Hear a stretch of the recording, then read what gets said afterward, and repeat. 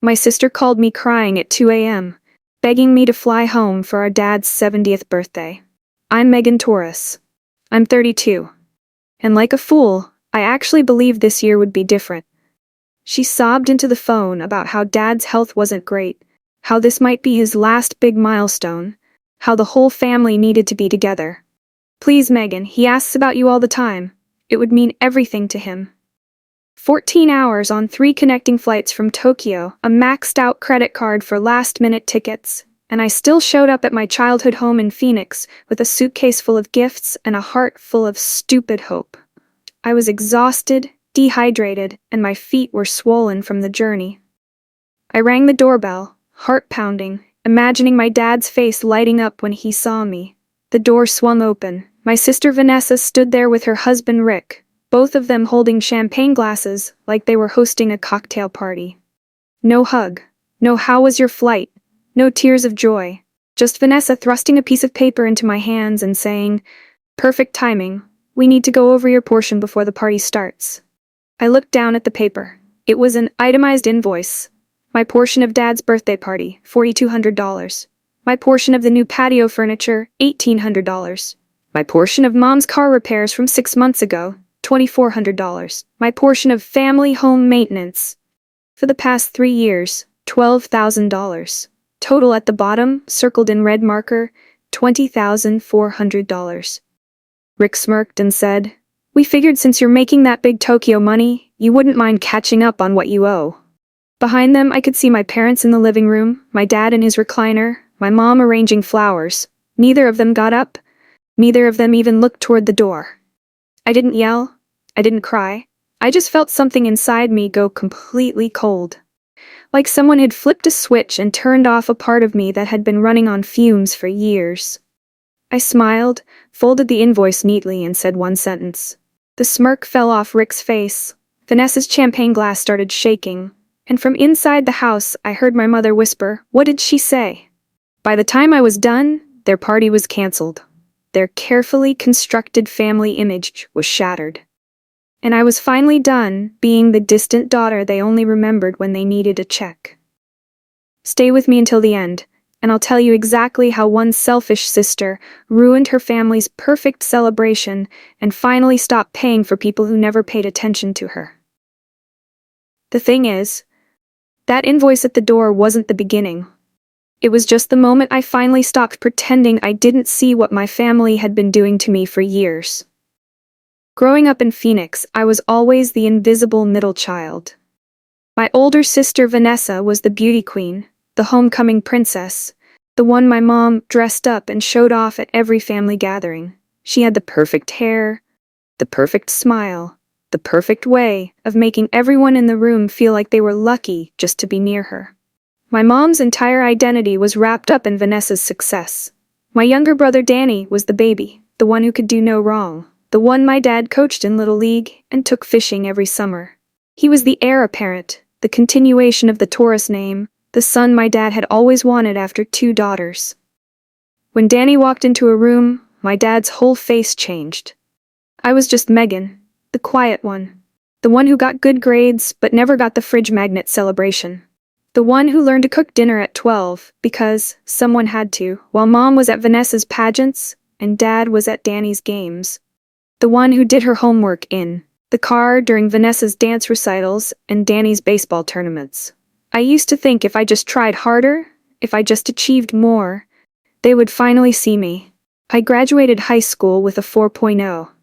I got accepted to every college I applied to. I won a science competition that was written up in the local paper. My parents missed the award ceremony because Vanessa had a sorority event that same night. When it came time for college, Vanessa got a full ride from my parents. Not a scholarship, a full ride from their bank account. They cashed out part of their retirement to pay for her sorority fees, her apartment near campus, her spring break trips to Cabo. She graduated with 0 debt and a closet full of designer clothes. Danny got the same deal 4 years later, a brand new truck as a graduation present, and his student loans paid off before he even started his first job. Me? I got a pat on the back and a suggestion to look into scholarships. When I asked why Vanessa got her school paid for and I didn't, my mom said, Vanessa needed more support. You've always been so independent. Independent. That was the word they used to justify ignoring me. Megan's independent. She doesn't need us. She figures things out on her own. I worked 3 jobs through college. I tutored rich kids in calculus at 6 a.m. I worked the campus bookstore during the day. I pulled night shifts at a call center for a credit card company. The kind of job where people scream at you about late fees while you're just trying to stay awake.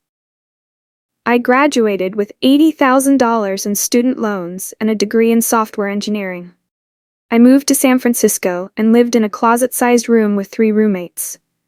Then Seattle, where I finally got my own studio apartment the size of a parking space. Then Tokyo, chasing a job that would finally let me breathe. Through all of it, I kept sending money home whenever someone called with an emergency. And there was always an emergency. Mom's root canal that insurance wouldn't cover. Dad's truck repairs after he hit a deer on the highway. Vanessa's wedding venue deposit that was accidentally double booked and somehow needed to be paid twice. Danny's rent when he got fired from his first job. Then his second job. Then his third. The water heater that exploded on Christmas Eve. The roof that started leaking during monsoon season. The property taxes that were always due at the exact moment everyone else was broke. The mystery medical bill that was always just a little more than my monthly budget could handle. For 10 years, I sent money. I skipped vacations. I lived in tiny apartments and wore the same clothes until they had holes. I ate rice and beans and ramen while my Instagram feed showed Vanessa's beach trips and Danny's new apartment with the downtown view and the rooftop pool. Every time I thought I was getting ahead, the phone would ring. But this time, before I booked my flight to Phoenix, I did something different. I pulled every single transaction, every Venmo, every PayPal, every wire transfer, every emergency payment dating back to the year I graduated college. I put them all in a spreadsheet, organized by date, by recipient, by stated reason. The total made me sick to my stomach. $127,000. That's how much I'd sent my family over the past decade. More than my student loans, more than a down payment on a house, more than some people make in 3 years. And not once, not a single time, had anyone said thank you, without immediately following it with, but we still need. So when I flew home for my dad's 70th birthday, I wasn't just the tired daughter showing up with gifts.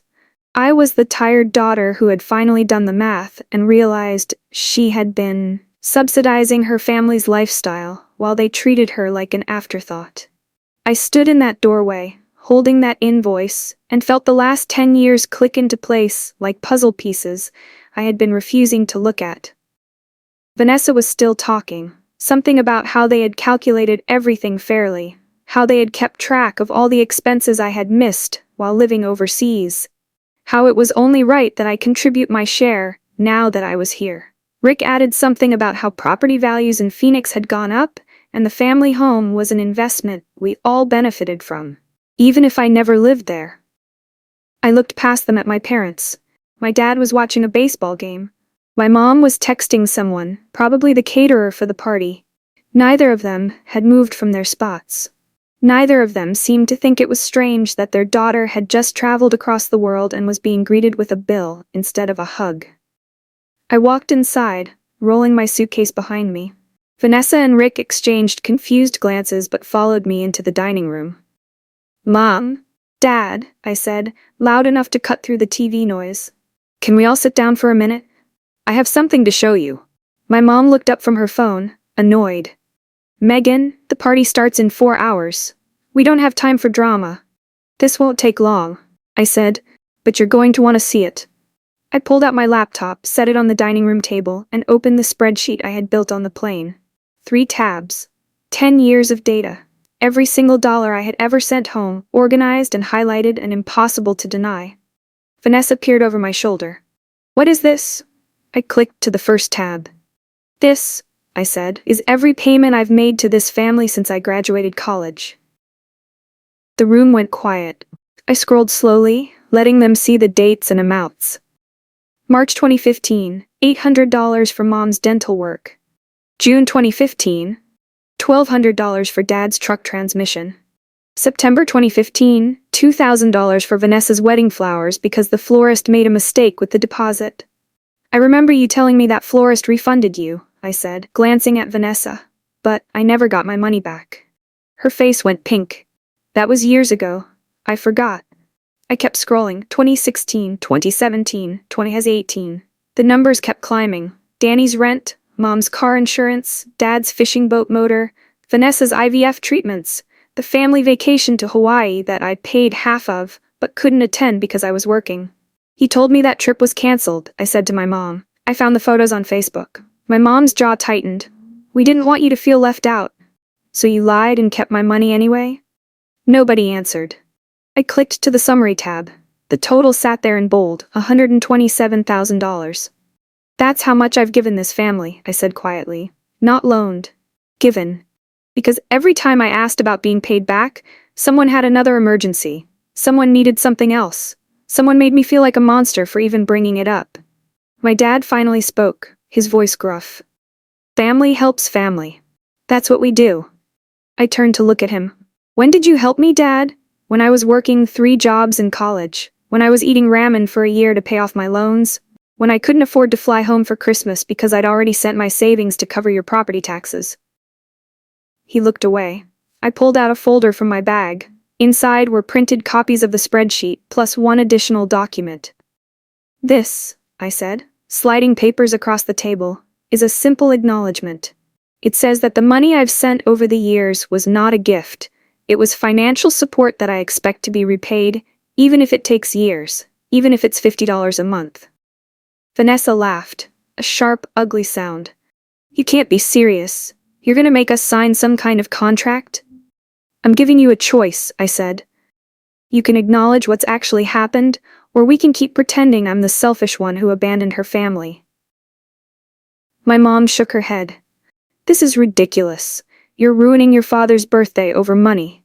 No, I said. You're the ones who handed me a $20,000 bill the second I walked through the door. I just showed you what the real numbers look like.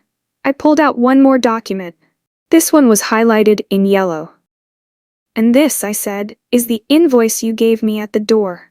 I flipped it over to show them my notes on the back. Dad's birthday party, $4,200.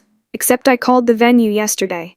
The deposit was $800, and it's already been paid with the credit card points Mom's been collecting for 3 years. The catering is being covered by Aunt Linda as her gift, and the DJ is Rick's cousin who's doing it for free. Vanessa's face went white. Patio furniture, $1,800. I checked Home Depot's website. That exact set is on sale for $600, and according to Mom's Facebook post last month, you bought it with your tax refund. Rick started to say something, but I kept going. Mom's car repairs, $2,400. I called the mechanic. The actual bill was $900, and insurance covered half of it. My mom's hand flew to her chest. How dare you call and check up on us like we're criminals? How dare you inflate charges and hand me a fake bill the second I walk through the door? I gathered my papers. The family home maintenance charges are my favorite. $12,000 for a house I haven't lived in since I was 18.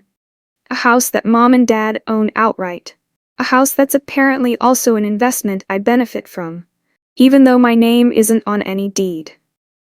I looked at each of them in turn. My parents, who had trained me to be invisible, and then complained I was never around. My sister, who had learned to see me as a funding source instead of a sibling. Her husband, who had clearly been told I was an easy mark. Here's what's going to happen, I said. I'm not paying this invoice. I'm not paying any more emergencies, and I'm not pretending that the last decade of my life didn't cost me $127,000 in money, and God knows how much in missed opportunities. I closed my laptop.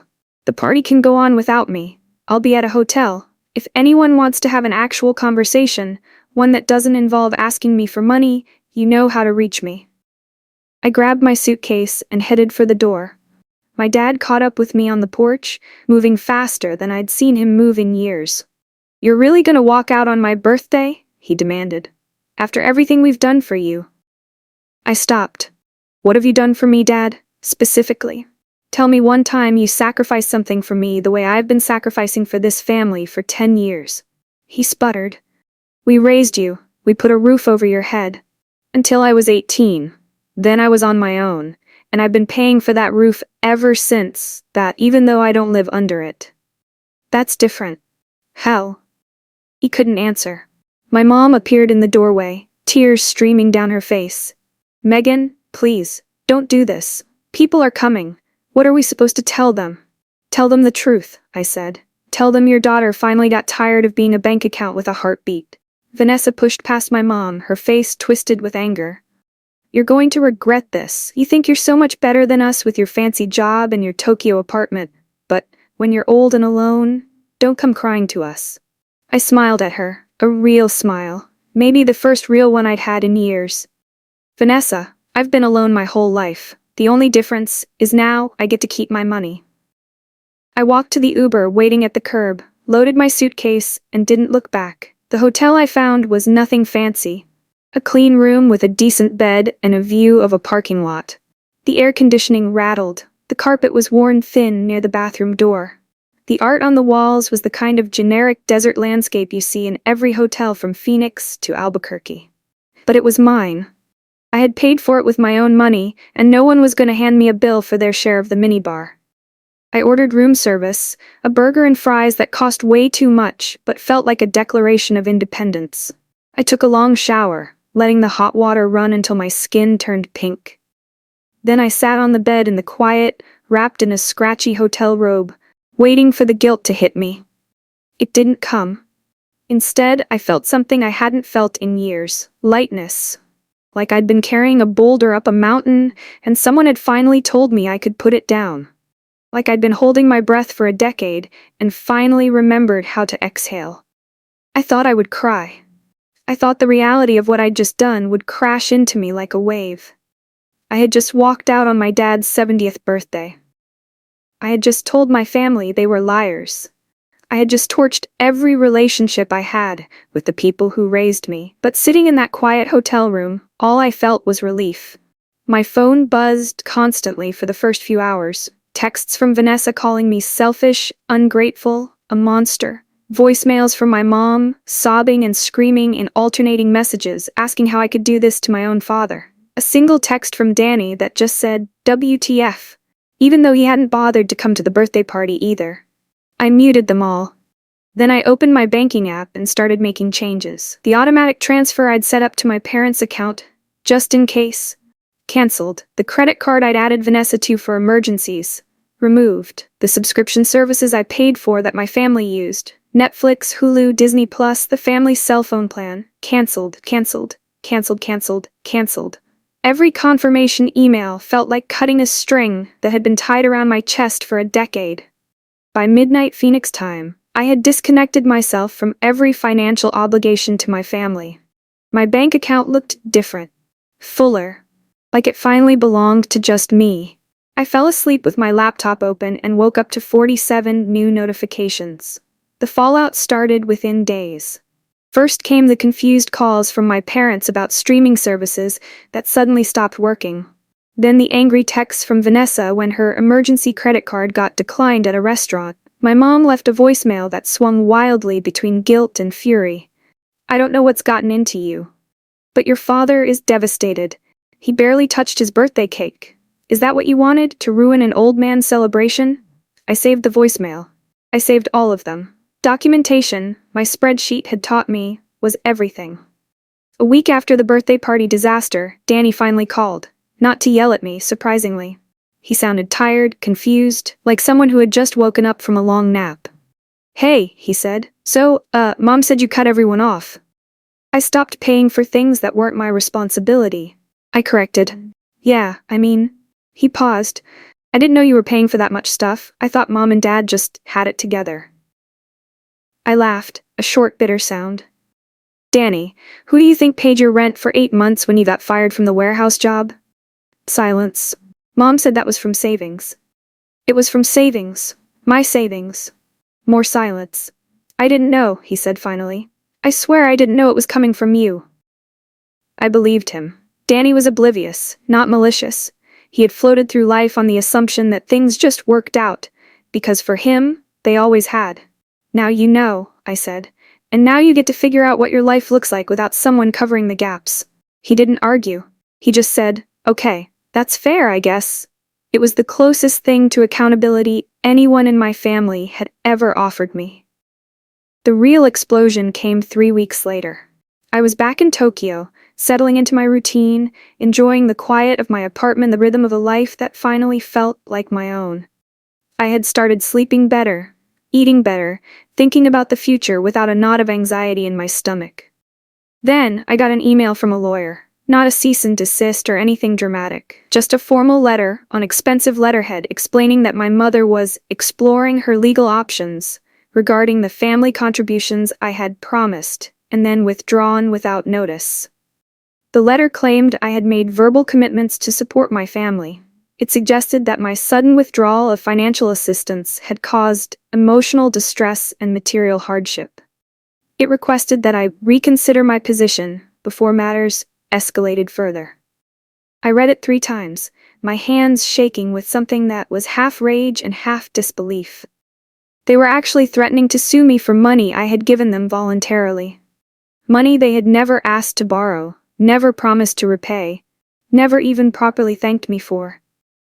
I forwarded the email to my own lawyer, a woman I'd found through an expat network who specialized in international family disputes. She had helped other overseas workers deal with demanding families back home and knew exactly how these situations played out. She read through the letter and called me back laughing. "They want to sue you for gifts," she said. "For money you sent voluntarily that they never formally agreed to repay? This isn't a legal case, Megan. It's a tantrum with letterhead. Someone's brother-in-law probably wrote this to scare you." She drafted a response that laid out exactly what would happen if they pursued legal action. Discovery would require them to open their finances to scrutiny. Every bank statement, every expense, every lie about where the money went would be exposed. The spreadsheet I'd built would become evidence.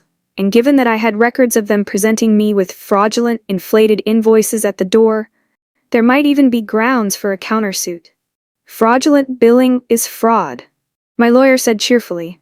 If they want to go to court, we can discuss who's actually been stealing from whom. The lawyer's letter from my mother's side went quiet after that. No follow-up, no escalation, just silence. But the family court of public opinion was just getting started. My aunt called to tell me my mom had been posting on Facebook about how her daughter had abandoned the family and chosen money over love.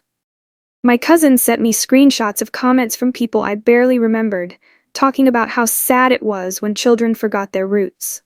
I didn't respond publicly. I didn't post my own dramatic status or share the spreadsheet with everyone I knew. But I did send a private message to my aunt. Just the numbers, just the total. Just a simple note that said, "This is how much I've sent home over the past 10 years. I'm not the one who chose money over love." She didn't respond for 2 days. When she did, it was just 3 words. I had no idea. That message got forwarded, not by me, but by her. Within a week, the family narrative had started to shift. The calls from distant relatives stopped being, "How could you do this to your parents?" and started being, "Is it true you were paying for all of that?" My mom's Facebook posts got quieter. Then they stopped altogether. 6 months later, Vanessa called me. I almost didn't answer. Her name on my screen still triggered a spike of anxiety. A muscle memory from years of picking up the phone and hearing about the latest crisis I was supposed to solve.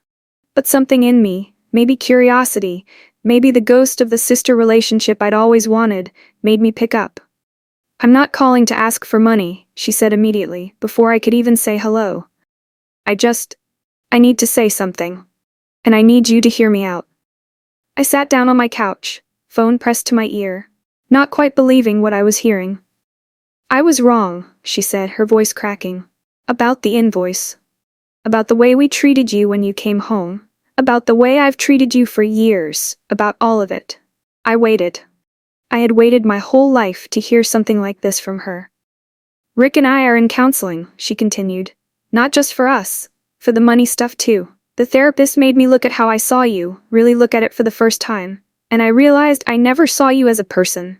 I saw you as this resource. This thing that existed to make my life easier. Like you were a credit card with feelings that I didn't have to pay off." She laughed weakly. I didn't even realize I was doing it. I thought that was just what family was. Someone always picks up the slack, right? Someone's always the responsible one.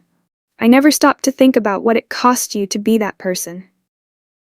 When did you start realizing? I asked. When everything you paid for stopped, she sighed. Turns out the life I thought I was living was about 40% funded by my little sister. When that funding went away, I had to actually look at what I could afford. And it wasn't much, Megan, it wasn't much at all. She told me about the changes she'd had to make. She'd gone back to work after years of being a stay-at-home mom, taking a job at an insurance agency that paid half what she thought she was worth. Rick had picked up extra shifts and stopped talking about the boat he'd been saving for. They'd sold the house with the pool and moved to a smaller place in a less fancy neighborhood. Their kids were in public school now instead of the private academy with the impressive name. It's hard, admitted. Some days I want to scream, but it's also, I don't know, real? For the first time in my life, I know exactly what things cost because I'm the one paying for them. I know what it feels like to check my bank account and feel scared. I know what it's like to say no to my kids because we can't afford something. Welcome to my 20s, I said, and she laughed sadly. I'm sorry, Megan. I'm sorry I never asked you what your life was like. I'm sorry I just assumed you had more than enough. I didn't forgive her that day. Forgiveness takes longer than one phone call, longer than one apology, longer than 6 months of changed behavior. But I told her I appreciated her saying it, and that maybe someday we could try being actual sisters instead of whatever we had been before. I'd like that, she said quietly. I'd really like that. My parents are a different story. My dad never apologized, not once. Not a single word of acknowledgement that maybe, just maybe, handing your daughter a fake invoice the moment she walked through the door after traveling across the world was not exactly warm hospitality. He never acknowledged the spreadsheet or the decade of money I sent home. In his mind, I think, I'm still the ungrateful daughter who ruined his birthday and abandoned her family for a career overseas. He's rewritten the story so many times in his own head that I'm not sure he even remembers what actually happened. He still posts vague things online about kids who don't appreciate their parents. About how his generation worked hard and asked for nothing, and today's children are all selfish and self-centered. Sometimes he shares articles about family values with passive-aggressive captions about how some people forget where they came from. I've muted him. Some battles aren't worth fighting. Some people aren't capable of seeing themselves clearly, no matter how much evidence you put in front of them. My mom reached out once, about a year after everything happened. She called on a Sunday afternoon, Tokyo time, which meant she had either done the math on time zones for the first time in her life, or just gotten lucky. She didn't apologize either. Not exactly. She danced around it the way she always danced around difficult things, using words that sounded like accountability without actually taking any. I think maybe we relied on you too much, she said. I think maybe we didn't realize how much pressure you were under. I don't know how to fix that. It wasn't accountability, but it was the closest she'd ever come to admitting something was wrong. For my mother, who had spent 60 years believing she was always right, it was practically a confession. I told her I wasn't ready to pretend everything was fine. I told her if she wanted a relationship with me, it had to be built on something other than money. No more emergencies. No more last-minute requests. No more treating me like a bank account with a phone number. She said she understood. I'm not sure she does, but at least she stopped calling every time a bill comes due. These days, my life looks different. I'm still in Tokyo, in the same small apartment, but it doesn't feel small anymore. It feels like exactly the right size for a life that finally belongs to me. I've started putting money into savings instead of sending it home. I've started thinking about retirement, about maybe buying property someday, about a future that extends beyond the next emergency phone call. I took a vacation for the first time in 5 years, a real one. Not a trip home disguised as family obligation. I went to Kyoto during cherry blossom season and walked through temples and gardens and narrow streets without once checking my phone to see if someone needed me to fix something. I've started dating someone, a software developer from Canada, who works at a company down the street from mine. He doesn't know the full story of my family drama, just the broad strokes. He doesn't need to know. What matters is that when we split a dinner bill, it's actually split. When we talk about the future, it's our future, not a rescue mission for someone else's bad decisions. I've made friends here. Real friends, the kind who show up when you're sick and don't ask for anything in return. The kind who celebrate your promotions instead of calculating what they can ask for now that you're making more money. The kind who treat you like a person instead of a resource. The guilt still hits me sometimes. Late at night, when the apartment is quiet and my thoughts get loud, I think about my dad getting older, his health declining, the birthday I walked out on. I think about my mom alone in that house, confused about why her reliable daughter stopped being reliable. I wonder if I did the right thing. I wonder if I was too harsh. Then I opened the spreadsheet. $127,000. And I remember that I wasn't being harsh. I was being honest. And sometimes honesty is the harshest thing of all. Here's what I learned from all of this.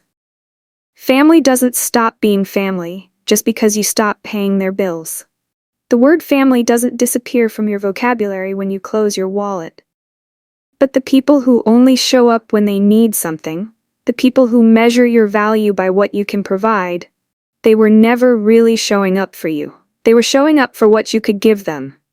It hurts to realize you were a resource instead of a relative. It's a specific kind of pain that doesn't heal quickly. You start questioning every memory, every holiday, every I love you that came right before a request for help. You wonder if any of it was real, or if you were just a means to an end the whole time. It's lonely to cut off people who share your blood. There's no getting around that. The holidays feel different when you're not obligated to show up somewhere. The phone feels heavier when you know certain numbers won't call anymore. You grieve the family you thought you had, the one that existed in your head, even as you protect yourself from the family that actually exists.